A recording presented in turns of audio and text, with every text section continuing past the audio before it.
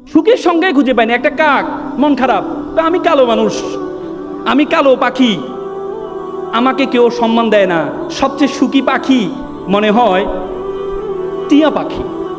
তো কাকে একদিন টিয়া পাখির কাছে গেছে তার সুখের সংজ্ঞা শোনার জন্য।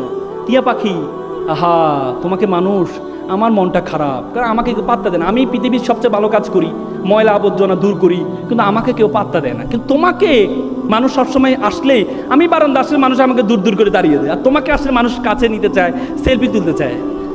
তুমি অনেক সুখী। সে বলে, কে বলেছে আমি সুখী? হ্যাঁ তুমি সুখী। কে বলেছে আমি সুখী? আমি কীভাবে সুখী হই? আমাকে মানুষ, আমি বারান্দায় কোথাও যাবো স্বাধীনভাবে চলতে পারি না, মানুষ আমাদেরকে ধরে ফেলে, ধরে খাঁচার মধ্যে বন্দি করে ফেলে। সবচেয়ে সুখী হচ্ছে রাজহাঁস। কি রাজহাঁস সুখী? কেন? রাজহাঁস দেখো কখনো বের হচ্ছে, কখনো আবার ঘরে যাচ্ছে, কত ভালো। কাক বলে তার রাজহাঁসের কাছে যায়, রাজহাঁস সাহেব শুনলাম আপনার নাকি খুবই সুখী। রাজহাঁস বলতেছে, হ্যাঁ আপনি সুখী তো। আপনি যেমন আপনি দেখেন সকালে আপনাকে মালিকে ঘর থেকে বের করে দেয়, আপনি সারাদিন ধরে ঘুরেন, পুকুরে নামেন, ময়লা পুকুরে নামেন, নেমে পুকুর থেকে সারাদিন ঘুরে খেয়ে দিয়ে আবার পুকুরের উপরে উঠে একটা ঝাড়া দিয়ে আপনার সকল ময়লা ফেলে দেন। এরপর আপনার মালিক বিকেলে অপেক্ষা করে আপনি কখন ঘরে আসবেন, ঘরে আসার ঢুকার সময় খাবার দেয়, আপনি ঘরে ঢুকেন, রাতে ঘুমান, আবার সকালে বের হন। আপনার মতো সুখী তো কেউ নেই। সে বলছে আমি সুখী, আমি সুখী। কে বলেছে আমি সুখী? কে বলেছে আমি সুখী? সুখী তো সবচেয়ে বেশি সুখী ময়ূর। দেখো কত সুন্দর ময়ূর, তার সাথে মানুষ ছবি তোলে, তার সাথে সেলফি তোলে, কত সুন্দর দেখতে। কাক বললো যে ময়ূর সুখী। কাক গেল ময়ূর কাছে, ময়ূরকে দেখতে গেলেও চিড়িয়াখানা ঢুকতে হচ্ছে। সে বলে, ওরে বাবারে, মানুষ টাকা দিয়ে তাকে টিকিট কেটে তাকে ঢুকতেছে, তার মানে তো সুখী সে। ময়ূরের কাছে গেলে, ময়ূর সাহেব আপনারা তো অনেক সুখী। আমি সুখী? হ্যাঁ আপনি সুখী। সে দেখেন সবাই আপনার টাকা দিয়ে টিকিট কেটে এসে আপনার সাথে ছবি তুলে, আপনি তো সুখী। সে বলছে আমি সুখী, আমি সুখী। আমার তো কাছে মনে হয় তো তুমি সবচেয়ে বেশি সুখী। আমি সুখী? হ্যাঁ কাক, তুমি মানুষের জন্য কাজ করো, তুমি সমাজের ময়লাগুলো আবর্জনাগুলো পরিষ্কার করো, তুমি হচ্ছে সবচেয়ে স্বেচ্ছাসেবী পাখি, তুমি হচ্ছে সবচেয়ে সুখী। তোমার কোনো ঝামেলা নেই, তোমাকে কেউ আটক করছে না, তুমি স্বাধীনভাবে ঘুরে বেড়াও, মানুষের জন্য কাজ করে যাও, তোমার মধ্যে সবচেয়ে বেশি সুখী হচ্ছে তুমি।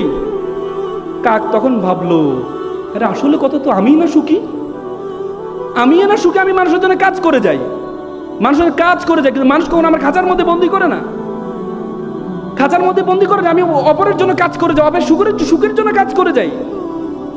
তখন কাক সেদিন বুঝতে পারলো সে সবচেয়ে বড় সুখী। আজকে যারা তোমরা সুইসাইড অ্যাটেম্প নাও, যারা সুইসাইড অ্যাটেম্প নাও যে তুমি সুখী না, তুমি সুখী না, তোমরা সবসময় চিন্তা করো। জাপানে একটা বই আছে, তোমরা বইটা অবশ্য পড়েছো, ইংল্যান্ডের একজন নাগরিক, তিনি জাপানের লারা হার্ভে, তিনি জাপানে চাকরি সুবাদে ছিলেন, তিনি একটা বই লিখেছেন, বইটা হচ্ছে কাইজান। সে কাইজান বইয়ে তিনি কিছু গুণের কথা বলছেন, জাপানিরা কেন সুখী। সেখানে একটি গুণের কথা বলছেন ইকিগাই। ইকিগাই মানে pursue what you can do the best, করো যেটি তুমি সবচেয়ে ভালো জানো, করো যেটি তুমি সবচেয়ে ভালো জানো। আর দ্বিতীয় আরেকটি বলছে পোমোডোরো। পোমোডোরো মানে compare, don't compare to other, অন্যের সাথে কখনো নিজেকে কম্পেয়ার করো না। আমরা অন্যের সাথে কম্পেয়ার করি।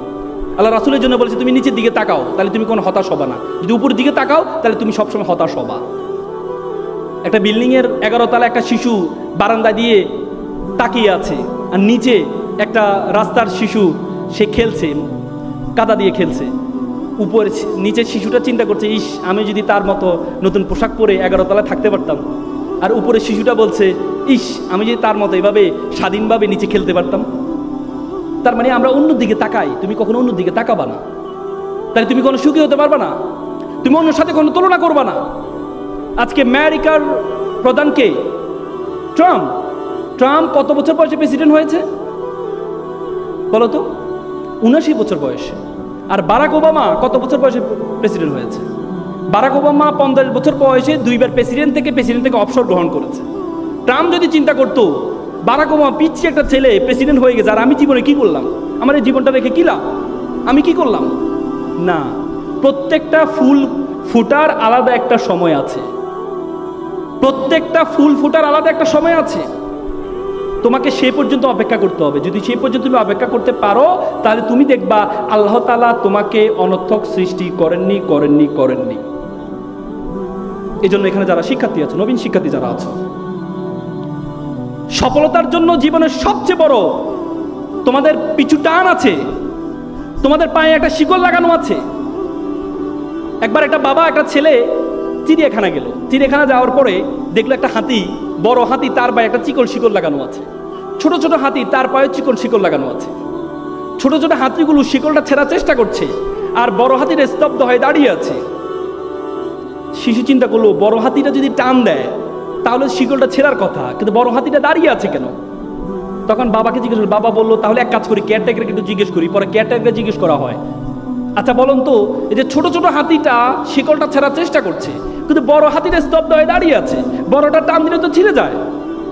তখন কেয়ারটেকার বললো, দেখেন, এই বড় বড় হাতিগুলো যখন ছোট ছিল তার পায়ে শিকলটা লাগানো হয়েছিল, তখন সে এই ছোট ছোট হাতির মতো চেষ্টা করেছিল ছেঁড়ার জন্য, তখন সে পারেনি। তার মাথার মধ্যে সেট হয়ে আছে, তখন যেহেতু পারিনি, এখন আমার দ্বারা আর পারা সম্ভব না। তোমাদের মাথার মধ্যে সেই শিকল লাগানো আছে যে তোমার বড় বোন চেষ্টা করেছে বড় জায়গা অক্সফোর্ডে যাওয়ার, বড় বোন চেষ্টা করেছে ঢাকা বিশ্ববিদ্যালয়ের শিক্ষক হওয়ার, বড় বোন চেষ্টা করেছে বিসিএস ক্যাডার হওয়ার, সে হতে পারেনি। তো সুতরাং তুমিও পারবা না, তোমার মাথার মধ্যে সেট হয়ে আছে, সেটা থেকে বের হয়ে আসতে হবে। পরিশ্রমের কোনো বিকল্প নেই। মনে রাখবা, পরিশ্রম তার পারিশ্রমিককে কখনো খালি হাতে ফেরায় না, কখনো না। তুমি পরিশ্রম কর, পৃথিবীর সবচেয়ে বড় সংজ্ঞা। পরিশ্রমের কোনো বিকল্প নেই। একটা এক্সাম্পল তোমাদেরকে দিই। একবার একটা অঞ্চলে তারা চিন্তা করলো একটা মন্দির বানাবে। তো মন্দিরের জন্য কি লাগে? মূর্তি লাগে। তো তারা চিন্তা করলো একটা মূর্তি বানাবে। তো মূর্তির জন্য কি লাগবে? পাথর লাগবে। তো তারা চিন্তা করলো একটা পাথর কোথা থেকে পাওয়া যায়? সুন্দর, পাশের গ্রামে একটা পাথর আছে, সুন্দর পাথর, সাদা পাথর, চমৎকার পাথর। তখন তারা গেল পাথরকে অফার করতে, যে পাথর সাহেব আপনাকে একটু লাগবে। বলে যে আমাকে লাগবে, আমাকে নিয়ে কি করবা? বলছে আপনাকে নিয়ে আমরা একটু 6 মাস একটু কাটবো, ঘষবো, মাজবো, এরপর আপনাকে মূর্তি বানাবো, মন্দিরে রাখবো, সবাই এসে আপনাকে সেলুট করবে, প্রণাম করবে, সালাম করবে। 6 মাস? না, এ কষ্ট আমার দ্বারা সম্ভব না। আমাকে কষ্ট ছাড়া যদি কোনো কাজ থাকে সেটা বলো।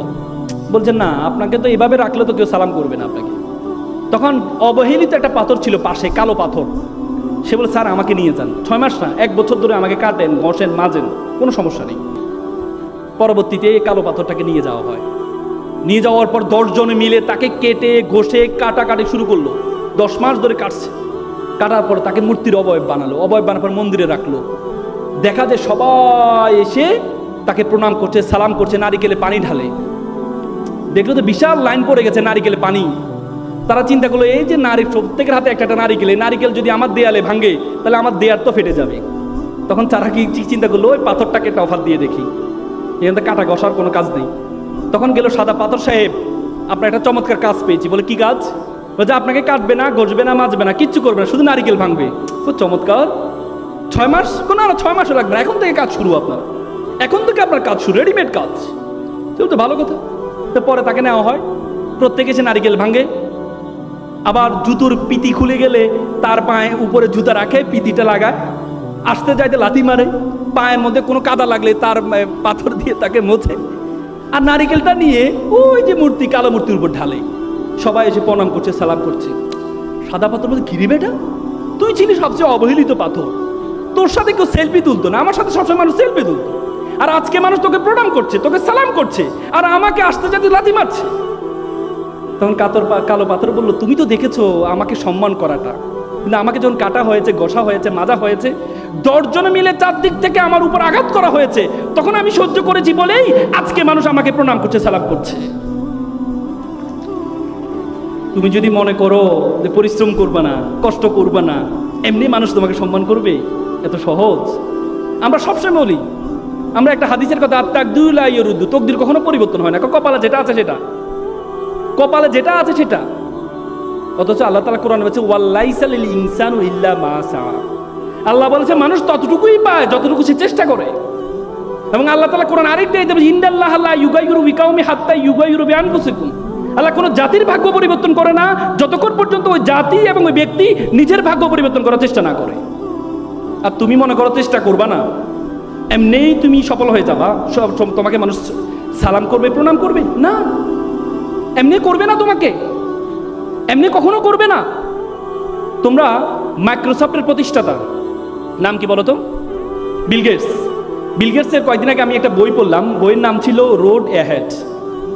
সে বইতে বিল গেটস তার জীবনে, সে হার্ভার্ড ইউনিভার্সিটির ড্রপ আউট স্টুডেন্ট ছিলেন, সে হার্ভার্ড ইউনিভার্সিটির। সে তার বইয়ে একটা গল্প লিখেছে, তার মা ছিল Mary Maxwell Gates. Mary Maxwell ছোটবেলা তাকে 3টি পরামর্শ দিয়েছিলেন, বলছে বাবা তোমাকে বড় হয়ে গেলে 3টি কাজ তোমাকে করতে হবে। কি কাজ? একটি হচ্ছে you have to be exceptional, তোমাকে ব্যতিক্রম হইতে হবে। দ্বিতীয় হচ্ছে বিং ড্রিভার, ড্রিম বিগার, তোমার স্বপ্ন হবে অনেক বড়। তৃতীয় হচ্ছে রিড লটস অফ বুকস, প্রচুর বই পড়তে হবে। যখন তাকে ছোটবেলায় পরামর্শ দিয়েছিল বি এক্সেপশনাল, তোমাকে ব্যতিক্রম হইতে হবে, যখন বিল গেটস দেখতে পেলেন, সে যখন হার্ভার্ডে পড়া শুরু করলেন, তখন বড় বড় অফিসিয়াল যে কম্পিউটারগুলো আছে, এই কম্পিউটারগুলো তাকে ইউজ করার জন্য দেওয়া হয়। অফিসিয়াল কাজে ব্যবহার হতো তখন কম্পিউটার। তখন বিল গেটস চিন্তা করলো, আমি অফিসিয়াল কাজে কম্পিউটার না, আমি এমন একটা মাইক্রো কম্পিউটার আবিষ্কার করব যেটা ঘরে বসে এটা ইউজ করা যায়। বিল গেটস ইউনিভার্সিটি ক্লাসে যাওয়া বন্ধ করে দেয়। পরবর্তীতে বিল গেটস 4 বছরের মাথায় যখন মিনি কম্পিউটার জনক বলা হয়, মিনি কম্পিউটার আবিষ্কার করলেন, তখন তার বন্ধুরা পড়াশোনা শেষ করে এসে তার মাইক্রোসফটে এসে জব করা শুরু করেছে।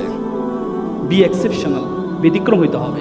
তোমাদেরকে আমি বলবো না পড়াশোনা বাদ দিয়ে শুরু করো, সেটা বলবো না। মনে রাখবা, জিকে বলা হয় আগে বলতো জেনারেল নলেজের যোগ, এখন জিকের কোনো ভ্যালু নেই, এখন এসকে স্পেশাল নলেজ লাগবে তোমার। তোমাকে এমন একটা গুণ মেক শিওর করতে হবে যে গুণটা 10 জন থেকে তোমাকে পার্থক্য করে দিবে। আগে বলতো নলেজ ইজ পাওয়ার, এখন বলো knowledge is powerless without skill. দক্ষতাবিহীন নলেজের কোনো ভ্যালু নেই।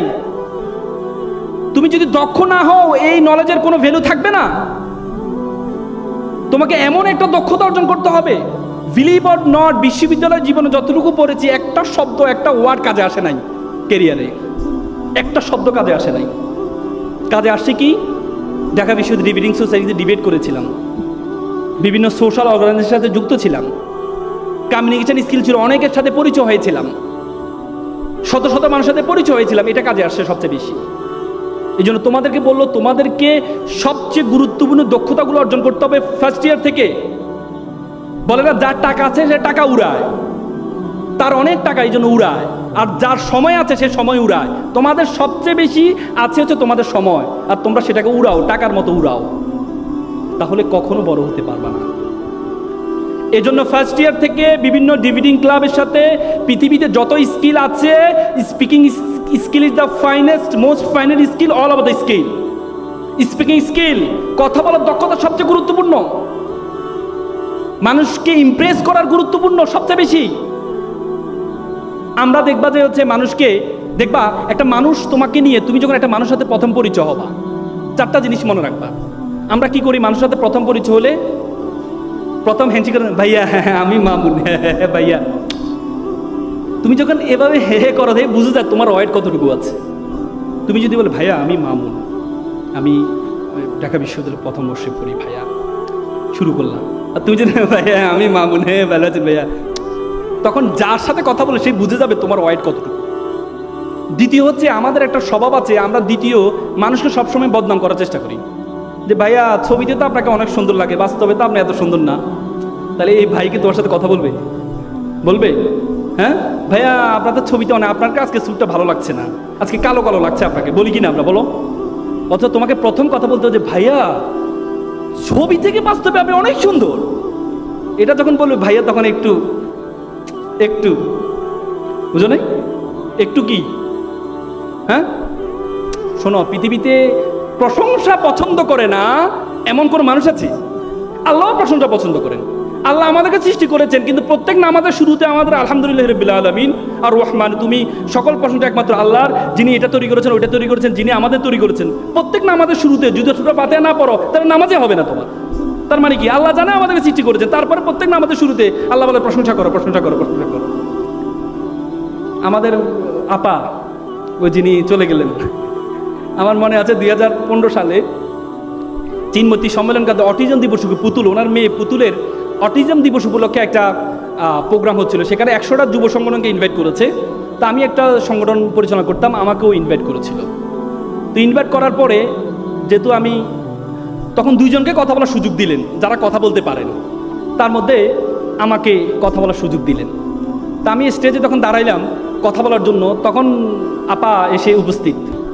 আপা আসার পরে কেউ কি আমার দিকে তাকানোর সুযোগ আছে? সবাই আপা আপা মানে স্লোগান উপর স্লোগান, স্লোগান উপর স্লোগান। আমি আর কি করবো, আপা আরে কীভাবে? তখন আমি বললাম যে মাননীয় প্রধানমন্ত্রী, কারণ একটা হাওয়া তো মারতে হবে, আমার কথা সে শুনবে না।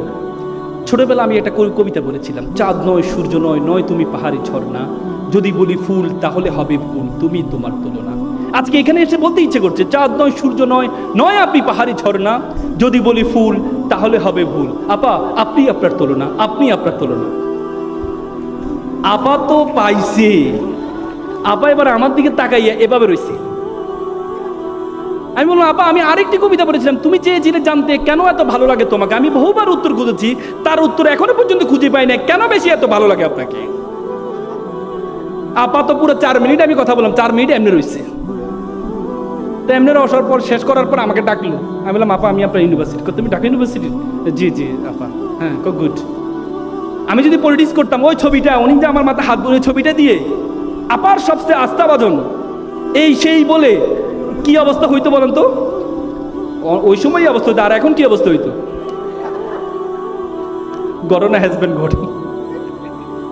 তখন কি হইতো আর এখন কি হইতো? যাক কপাল, বাঁচাইছে আল্লাহ। যখন মানুষের সাথে আপনি করবেন তখন চমৎকার করে সুন্দর করে তাকে আপনি কি করতে হবে? ইমপ্রেস করতে হবে। দেখবেন তখন সে আপনার ফ্যান হয়ে যাবে। এটা খুব গুরুত্বপূর্ণ। আপনি কোথাও যাবেন, ভাইবা দিতে যাবেন, যেখানে যাবেন আপনার প্রথম কথা শুনে বুঝতে পারবে যে আপনার ওয়েট কতটুকু আছে। দ্বিতীয় হচ্ছে স্পিকিং স্কিলের মধ্যে সবচেয়ে বেশি গুরুত্বপূর্ণ, সেটি হচ্ছে আঞ্চলিকতা দূর করতে হবে। আঞ্চলিকতা দূর করতে হবে। আমরা এখানে বিভিন্ন এলাকা থেকে আমরা আসি, কেউ নোয়াখালী থেকে, কেউ সিলেট থেকে, চট্টগ্রাম থেকে। বাসার মৃত্যু হয়েছে, অনেক জায়গায় আহত হয়েছে সিলেটে গিয়ে, বলি না? হ্যাঁ, ব্রাউনবাড়িয়া থেকে আসছেন, ওনারা তো আবার লাঠি ছোটা তারা কিছু বুঝেন না। ঠিক আছে, হাত থাকতে মুখ গিরি, ওনারা বলে যে হাত থাকতে। আমি গত শুক্রবারে রায়পুরে গিয়েছিলাম, যাওয়ার সময় আমার ড্রাইভার সহ সবাইকে বলতেছে, ড্রাইভারকে একজন আমার সাথে নরসিংদী উঠেছে, ভাই কোনো কথা বলবেন না, দমক টমক দিয়ে না। ওরা কিন্তু মুখের আগে কথা হাত চলে। মানে এই যে অটোগুলো সামনে যাবে, গাড়ি কোনো হর্ন দিতে পারবে না, হর্ন দিলে গালি একটা দিয়ে দিবে। মানে তারা সাহসী, কিন্তু তারা যত বেশি সাহসী তারা অবদানও রেখেছে। এবার নতুন বাংলাদেশের সবচেয়ে বেশি ইফেক্টিভ ছিল কি? কারাগারে আক্রমণ, নাকি? হ্যাঁ, মাস্টারদা সূর্য সেনকে যদি ব্রিটিশের অস্ত্রাগার লুটের জন্য আজীবন মানুষ স্মরণ করে, নরসিংদীর মানুষকে এই কি বলে আজীবন মানুষ স্মরণ করবে কিসের জন্য? এই কারাগার আক্রমণের জন্য। না এটা নরসিংদীর, রায়পুর হচ্ছে নরসিংদীর, আপনার হচ্ছে ব্রাউনবাড়িয়া পাশাপাশি। এই জন্য আপনাদেরকে বলি, কথা আঞ্চলিকতা দূর করতে হবে। আমার মনে আছে আমরা একবার সাবেক অর্থমন্ত্রী সাইফুর রহমানকে একটা ইনভাইট করতে গিয়েছিলাম একটা প্রোগ্রামের জন্য। তো সাইফুর রহমান সাহেবের কাছে যাওয়ার পর আমরা একটু সুটেড বুটেড হয়ে গিয়েছি একটা প্রোগ্রামের জন্য। বললাম যে স্যার আমরা আসছি। তো উনি বললো তোমরা এক কাজ করো, তোমরা সোয়েটার পরে আসো। আমরা ভাবলাম স্যার মনে স্যুট টুট পছন্দ করেন না। তো পরে আমরা নীলক্ষেত গেলাম, নীলক্ষেত দিয়ে সোয়েটার কিনলাম, সোয়েটার কিনে সোয়েটার পরে গেলাম। এই তোমাদেরকে বললাম না সোয়েটার পরে আসছে, তোমরা এখন কেন আসলে? পরে বুঝতে পারলাম 6টার পরে যেতে বলছে। আমার মনে আছে রাজশাহীতে একটা প্রোগ্রাম করছিলাম, চাঁপাইনবাবগঞ্জে একটা স্কুলে কর্মশালা করছিলাম, প্রায় 2 ঘন্টা ধরে আমি স্পিচ দিচ্ছিলাম। পিছন থেকে একজন মেয়ে উঠে বলল, স্যার আমার একটা কথা আছে। আমি বললাম ভাইয়া তুমি আমাকে স্যার ডাকলে কেন? ভাইয়া আপনি মাইন্ড করেছেন, আমাদের এলাকায় না ভাইয়াকে সম্মান করে স্যার ডাকে। ভাইয়াকে সম্মান করে স্যার ডাকে। পরে নামাজ একটা ছেলে আমাকে, ভাইয়া আমাকে একটা SMS করেন তো। একটু পরে নামাজ পড়তে বলে আস্তাগফিরুল্লাহ সুবহানাকা আল্লাহুম্মা। পরে বুঝতে পারলাম মানে have you any problem the local language to create the problem all kinds of languages. যদি আপনার লোকাল ল্যাঙ্গুয়েজে প্রবলেম হয় তাহলে আপনার প্রত্যেকটা ভাষায় আপনার কী হবে? সমস্যা হবে। তারপরে আমার মনে আছে আমি 2013 সালে গিয়েছিলাম আপনার মাদ্রাজ ইউনিভার্সিটি, ভারতের দক্ষিণ প্রদেশ মাদ্রাজ ইউনিভার্সিটি একটা ডিবেট কম্পিটিশন অংশগ্রহণ করার জন্য। সেখানে আমরা প্রায় 12 দিন ছিলাম। তা ওরা মশলা বেশি খায়, আমার খুব বাঙালি খাবার খেতে ইচ্ছে করলো। তা আমি বললাম brother have you available any Bengali food? তা তা আমাকে বলছে হ্যাঁ available, you have to go so far. তোমাকে পায়ে আমি 100 কিলোমিটার করে আমি গেলাম একটা বাঙালি দোকান। বাঙালি দোকানে লেখা আছে ইংলিশে YANG ইয়াং, TUNG টুং, KHAN কাই JAN, ইয়াং টুং কাই দাং রেস্টুরেন্ট। আমি বললাম এটা চাইনিজ রেস্টুরেন্ট মনে, কারণ চাইনিজে ইয়াং ফং টং টং বলে নাকি। ভিতরে যাওয়ার পরে ম্যানেজার বলতে ভাইয়া ভালো আছেননি? আমি ব্রাদার ইউ ফ্রম? কাই তো নোয়াখালীর মানুষ। আমি মানলাম নোয়াখালীর, কিন্তু নাম দিলেন চাইনিজ কেন? কে বলছে এটা চাইনিজ? এটা তো ইয়ান্তুন খাইজান, মানে এখান থেকে খেয়ে যান।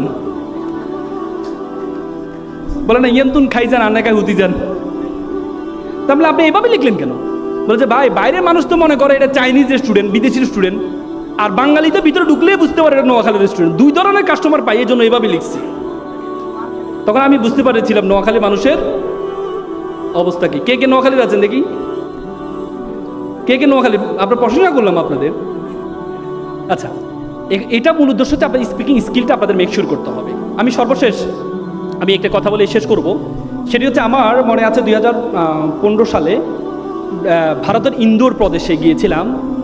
ইন্দোর মধ্যপ্রদেশের রাজধানী ইন্দোরে একটা debate competition, south Asian debate competition ছিল। তো সেখানে যাওয়ার পরে একটা চিড়িয়াখানা দেখতাম। আসার সময় মুম্বাইতে একটা চিড়িয়াখানা দেখতে পেলাম, ডারউইন চিড়িয়াখানা। তো চিড়িয়াখানায় 3টা মূর্তি বড় বড়, শুরুতে একটা মূর্তি 2 চোখে হাত, একটা মূর্তি 2 কানে হাত, একটা মূর্তির মুখে 2 হাত। হিন্দি ভাষা লেখা আছে, আমি বুঝতে পারলাম মানে কী লেখা। আমি জিজ্ঞেস করলাম এখানে কী লেখা আছে। তো তারা বলে এখানে লেখা আছে 2 চোখে হাত মানে আমি খারাপ কিছু দেখবো না, মুখে 2 হাত মানে আমি খারাপ কিছু বলবো না, আর কানে 2 হাত মানে আমি খারাপ কিছু শুনবো না। আমার খুব দাগ কেটেছে। দেখো, তুমি যদি খারাপ কিছু না দেখো, তুমি কখনো খারাপ কিছু মানুষকে বলবাও না, আর তুমি যদি খারাপ কিছু না বলো, তুমি খারাপ কিছু শুনবাও না। দ্বিতীয়ত দেখলাম একটা বানর ধরার প্রক্রিয়া দেখাচ্ছে। একটা খাঁচার মধ্যে কিছু বাদাম রাখা হয়েছে, একটা ছিদ্র রাখা হয়েছে। বানর আবার বাদাম খুব পছন্দ করে। সে বাদামটা পছন্দ করে, সে বাদামটা নেওয়ার জন্য হাতটা ভিতরে নেয়। হাতটা নেওয়ার পরে সে হাতটা আর বের করতে পারে না। কেন বের করতে পারে না বলো তো? কারণ বাদাম নিলে হাতটা বড় হয়ে যায়, পরবর্তী সে ধরা খেয়ে যায়। সে চাইলে এখান থেকে মুক্তি হতে পারে, কীভাবে বলো তো? বাদামটা ছেড়ে দিলে। কিন্তু সে বাদামের লালসা ছাড়তে পারে না। আমাদের লাইফে অনেক বাদাম আছে। Adda is a one kinds of badam, gaming is a one kinds of badam, Facebook is a one kinds of badam, serial is a one kinds of badam. এই বাদামের লালসা যদি তুমি না ছাড়তে পারো, তাহলে তুমি বানরের মতো খাঁচার মধ্যে বন্দী হয়ে যাবে। এপিজে আব্দুল কালাম বলেছেন, প্রজাপতির পিছনে ঘুরিও না, ফুলের চাষ করো, প্রজাপতি তোমার পিছনে ঘুরবে। প্রজাপতির পিছনে ঘোরা দরকার নাই, ফুলের চাষ করো, দেখবে যে প্রজাপতি তোমার পিছনে ঘুরবে। তোমরা জানো দাবানল, একটা অঞ্চলে দাবানল হচ্ছিল। দাবানল হওয়ার পরে সকল প্রাণী, আগুন লেগেছে, সকল প্রাণী চলে আসছে, দাবানল থেকে চলে আসছে। তখন হাতি দেখলো, হাতি নীতিতে সবাই চলে আসে। হাতি দেখলো তার মাথার উপর দিয়ে একটা ছোট্ট একটা পাখি, হামিং বার্ড, একবার এদিকে যায় একবার এদিকে আসে। সে তাকে ধরলো, এই তুই কই যাস? সে ওস্তাদ ক্ষমা করবেন, আমি নদীতে যাচ্ছি, নদীতে নিয়ে একটু পানি নিয়ে এই দাবানলে নিক্ষেপ করছি। বলছে তোর পানি দিয়ে কি হবে? বলছে ওস্তাদ আমি জানি কিছুই হবে না, কিন্তু এই মাতৃভূমিতে আমি জন্মগ্রহণ করেছি, এই মাতৃভূমিতে আমার মা বাবা জন্মগ্রহণ করেছে, এই মাতৃভূমিতে আমি খেলেছি, আমার মা বাবা খেলেছে, এই মাতৃভূমি জ্বলে যাচ্ছে, আমি কি সেটা সহ্য করতে পারি? আমি আমার যতটুকু সামর্থ্য আছে ততটুকু মাতৃভূমিকে রক্ষা করার জন্য চেষ্টা করছি। তখন হাতির ইগুতে লাগলো, কত তো সত্য। আমরা প্রত্যেকে যদি পানি নিক্ষেপ করি, তাহলে তো এই দাবানল থাকার কথা না। পৃথিবীতে এত সুন্দর দেশ তুমি কোথাও পাবা না। I have visited 26 state all over the world. আমি পৃথিবীর 26টা দেশে গিয়েছি। যখনই গিয়েছি, একদিন থেকে যে 2 দিন থেকে যে আমার দেশের জন্য অন্যরকম ভালোবাসা তৈরি হয়। কোথাও গরম, কোথাও ঠান্ডা, এত সুন্দর দেশ তুমি কোথাও পাও। আমি রাশিয়া গিয়েছিলাম, -25, আমি বের হয়েছে, আমার হাত ফেটে রক্ত বের হয়েছে, হাত ফেটে রক্ত বের হয়েছে আমার, এত ঠান্ডা। পৃথিবীতে এত সুন্দর দেশ তুমি কোথাও পাবা না, কখনো গরম, কখনো ঠান্ডা। John of Kennedy, you don't ask what country can do for you, you can ask you can do for your country. তুমি জিজ্ঞেস করো তোমার দেশ তোমাকে কি দিয়েছে, বরং তুমি জিজ্ঞেস করো তুমি তোমার দেশের জন্য কি করেছো। সুতরাং প্রত্যেকেই নিজের দেশের প্রতি মমত্ববোধ, ভালোবাসা যদি আমরা রাখতে পারি, ইনশাল্লাহ আমরা কখনো ছোট হব না। শিক্ষার্থীরা যারা আছে সবাই একটু দাঁড়াও, আমি একটা ওত বলে আমার কথা শেষ করবো। শিক্ষার্থীরা সবাই একটু দাঁড়াও, আমি সব জায়গায় ওটা বলার চেষ্টা করি, সবাই একটু দাঁড়াও। স্কুল তো শেষ করে আসছো তোমরা, আমিও বলছি, আমার সাথে সামনে হাত নাও, বলো আমি ওয়াদা করছি, লাউডলি বলো, আমি ওয়াদা করছি খারাপ কিছু দেখবো না, খারাপ কিছু শুনবো না, খারাপ কিছু বলবো না। যে মুখে ডাকি মা, সে মুখে মাদক না। মানুষের মতো মানুষ হব, পিতামাতাকে শ্রদ্ধা করব, নিজের দেশকে নিজেই গড়ব। আবার বলো, আমি ওয়াদা করছি খারাপ কিছু দেখব না, খারাপ কিছু শুনবো না, খারাপ কিছু বলবো না। যে মুখে ডাকি মা, সে মুখে মাদক না। মানুষের মতো মানুষ হব, পিতামাতাকে শ্রদ্ধা করব, নিজের দেশকে নিজেই গড়ব। তোমরা যারা ছোট্ট শিশু বড় হবে ঠিক, তোমরা হবে শিল্পী, কবি, লেখক, বৈজ্ঞানিক। আজকে যারা ফুলের কলি, কালকে হবে ফুল। তোমরাই দূর করবে এই সমাজের ভুল।